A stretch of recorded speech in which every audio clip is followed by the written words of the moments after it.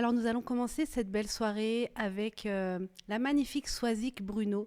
Soisic Bruno qui est coach, formatrice, conférencière et romancière, créatrice de la spéléologie intérieure. Elle accompagne la transformation des dirigeants et entrepreneurs humanistes vers plus d'alignement, de sérénité et d'impact.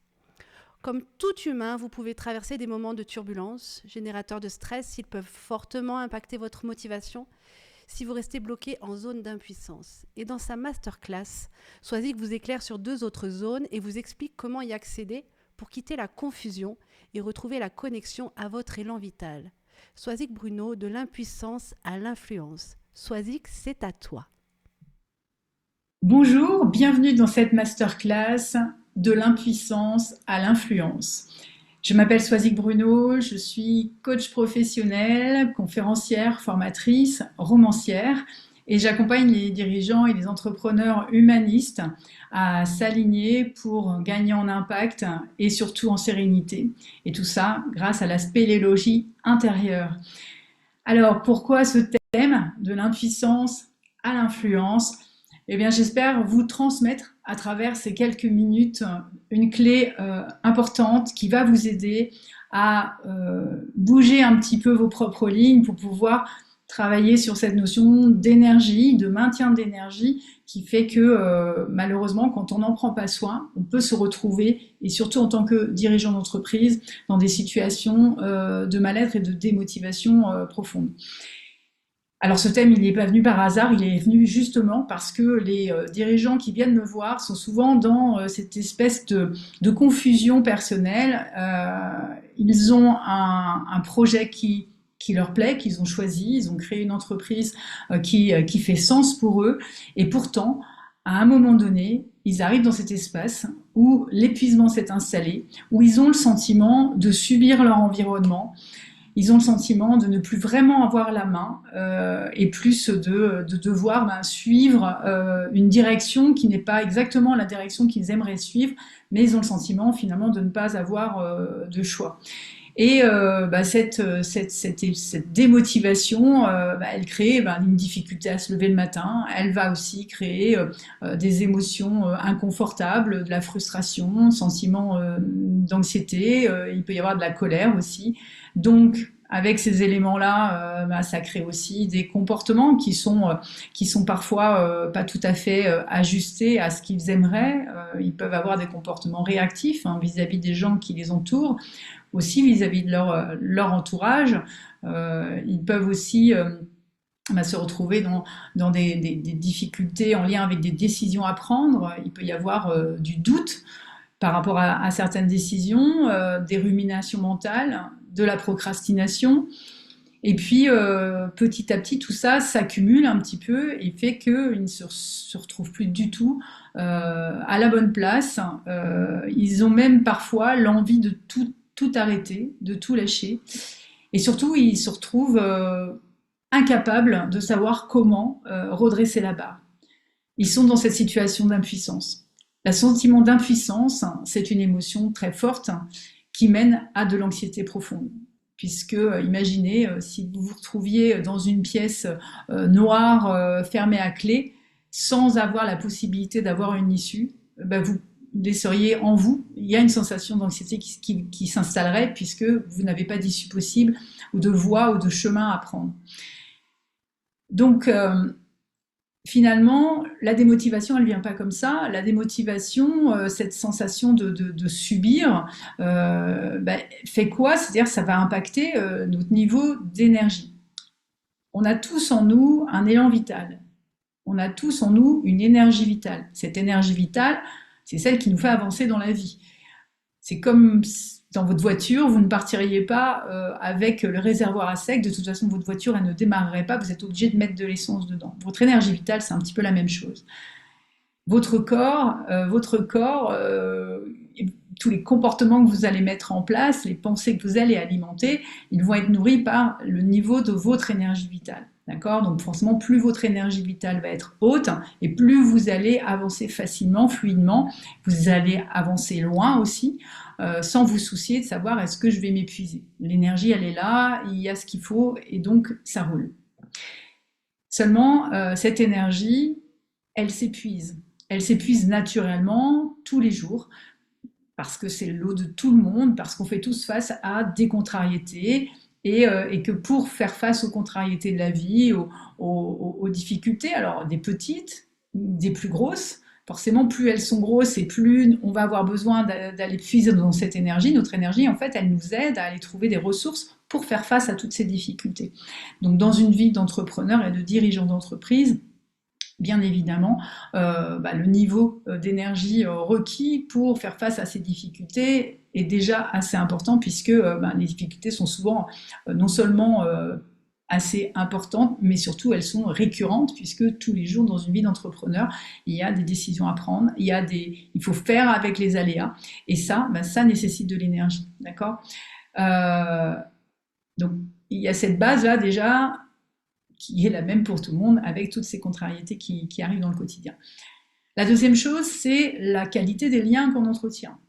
C'est plus on a des liens sains, relationnels sains avec les gens autour de soi, et plus notre niveau d'énergie il est entretenu. Plus on a des contrariétés dans les relations, et plus on doit puiser dans notre énergie pour pouvoir faire face à ces contrariétés. D'accord? Parce que, eh bien oui, quand on a des difficultés relationnelles avec les personnes, on doit aller chercher de la patience, chercher de l'adaptation, chercher d'autres ressources pour pouvoir justement compenser et trouver l'équilibre relationnel. Donc plus on a donc de relations autour de nous qui sont pas satisfaisantes, voire qui sont carrément toxiques, on va aussi aller puiser dans ce réservoir émotionnel. D'accord? Et puis, il y a toutes les décisions à prendre, il y a toute la somme des doutes qui peuvent arriver aussi, et ces doutes qui arrivent, ils sont nourris aussi par des difficultés en lien avec nos propres conflits intérieurs. On va avoir parfois des conflits de valeurs, des conflits entre ce que l'extérieur me pousserait à faire et ce que moi j'aimerais faire, et à un moment donné, on a ces cheminements mentaux qui font qu'on va avoir tendance à avoir des difficultés à aller prendre certaines décisions, parce que on a peur de se confronter à certaines conséquences, et donc on va parfois faire des choix qui ne sont pas tout à fait alignés avec ce qu'on est, et c'est ça qui petit à petit aussi nous épuise énormément, parce que on n'est plus dans cet alignement qui crée de la fluidité. D'accord? Donc toutes ces sommes de choses font que petit à petit, à l'intérieur, on a cette énergie qui s'épuise. Donc vous avez compris, avec les relations, avec les conflits avec l'extérieur, avec ces ruminations mentales qui sont les nôtres et qui sont permanentes. Donc qu'est-ce qui crée en fait, qu'est-ce qui va cristalliser en fait cette situation et qui va faire qu'elle perdure? C'est que justement, comme on a le sentiment d'être impuissant, d'être dans cette zone d'impuissance, c'est-à-dire qu'on a l'impression d'avoir la main sur rien, on va avoir tendance à y rester et à ne pas savoir comment en sortir. Donc là, l'idée, pour sortir de ces situations, c'est de comprendre qu'il existe 3 zones. La première zone, c'est cette fameuse zone d'impuissance. Cette zone d'impuissance, c'est l'espace où on a l'impression qu'on n'a pas la main. Et donc, seulement, on n'a pas la main, ou on pense qu'on aimerait avoir la main, donc en fait, on commence à vouloir agir sur des choses sur lesquelles on n'a absolument pas la main. Des contextes économiques, des nouvelles lois qui sortent, ce que vont penser les autres de nos actions, ce que les résultats aussi, parfois, des actions qu'on pose, on projette des résultats et on va mettre beaucoup d'énergie pour obtenir certains résultats, mais malgré tout, la plupart du temps, on n'a pas la main sur les résultats. Donc, tant qu'on est en train d'essayer d'avoir la main, d'essayer d'avoir de l'impact, en fait, sur tout ce qui constitue cette zone d'impuissance, on va aller manger cette énergie, et donc on va créer des situations où on va entretenir un stress intérieur très fort. Donc l'idée, c'est d'aller visiter une seconde zone. Cette seconde zone, c'est la zone de maîtrise. La zone de maîtrise, c'est justement tout ce qui va avoir attrait avec ce sur quoi vous avez la main. Et sur quoi vous avez la main sur vos émotions, vous avez la main sur vos pensées, et vous avez la main sur vos comportements. D'accord? Donc, dans des situations lambda, l'idée, c'est déjà d'être capable de dissocier qu'est-ce qui est en dehors de mon pouvoir, sur quoi je n'ai pas la main, et sur quoi j'ai vraiment la main. C'est-à-dire, est-ce que je peux penser différemment? Est-ce que je peux créer une émotion différente, tout au moins gérer l'émotion différemment, et est-ce que je peux agir différemment? Et quelle solution s'ouvre à moi dans une situation précise? Donc ça, c'est la zone de maîtrise. Donc, comme les trois entités de cette zone de maîtrise sont liées en permanence, hein, le mental, les comportements, les émotions, tout ça, ça se lie en permanence. C'est-à-dire si vous entretenez un mental différent, vous allez avoir une action sur les émotions qui sont les vôtres, et donc les comportements que vous allez poser vont aussi être différents.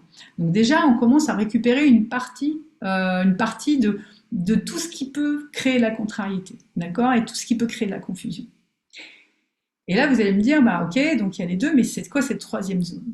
La troisième zone, c'est la zone d'influence.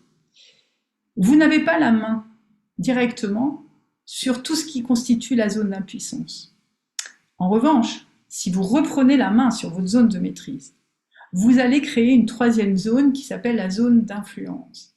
C'est-à-dire qu'en étant beaucoup plus aligné avec qui vous êtes, vous allez créer un impact à l'extérieur qui va orienter le résultat, en fait, dans un sens qui va être plus proche de ce que vous souhaitez vraiment. Je m'explique, pardon. Si vous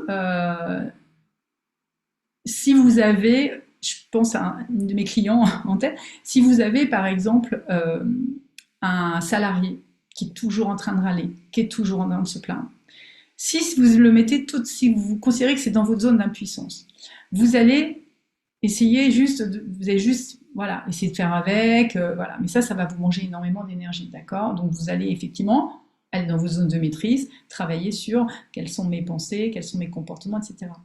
Et là, d'un coup, parce que vous allez travailler sur vos zones de maîtrise, vous allez peut-être vous autoriser à dire à ce salarié, à clarifier à ce salarié ce que vous pensez vraiment et quelles sont les options possibles pour lui. C'est-à-dire que vous allez travailler sur votre capacité peut-être à lui dire clairement les choses et à vous confronter au risque qu'en lui disant les choses, soit ça ne lui plaise pas, mais soit carrément il quitte l'entreprise, mais vous vous préparez finalement à cette possibilité-là. Ça se fait dans la zone de maîtrise. Mais comme ça se fait dans la zone de maîtrise, vous allez envoyer un message différent dans cette zone d'impuissance. Et là, cette zone d'impuissance va se transformer en zone d'influence parce que le comportement que vous allez poser va avoir une influence sur votre salarié et potentiellement le faire changer et le faire prendre conscience qu'il a aussi un risque à prendre à quitter l'entreprise dans laquelle il est si vous avez clarifié les choses de cette manière-là. Donc vous comprenez l'intérêt d'aller dissocier ces trois zones pour comprendre que vous pouvez avoir la main sur des choses de façon très précise. Vous allez apprendre à développer une capacité aussi à lâcher prise sur des choses qui vraiment sont en dehors de votre pouvoir. Et en même temps, vous allez aussi apprendre peut-être à poser des actions sur certains terrains qui vont vous permettre de rentrer dans une zone d'influence. Et donc là, d'avoir quand même un impact possible sur des choses sur lesquelles vous n'avez pas directement la main. Et ça, je peux vous garantir, c'est extrêmement puissant.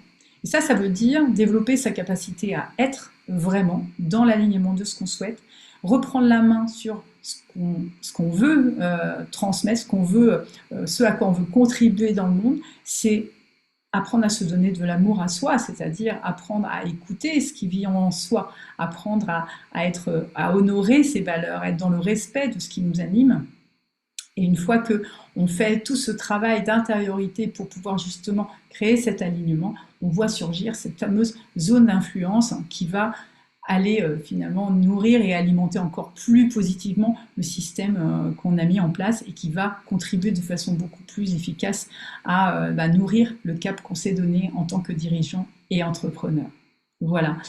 C'est ça que j'avais envie de vous partager aujourd'hui. J'espère que ça va semer peut-être des petites graines, nourrir votre réflexion. Et en attendant, je vous souhaite le meilleur pour la suite. Et surtout, plein d'amour pour vous, plein d'amour pour ce que vous souhaitez réaliser dans le monde. Et au plaisir de vous retrouver. Au revoir.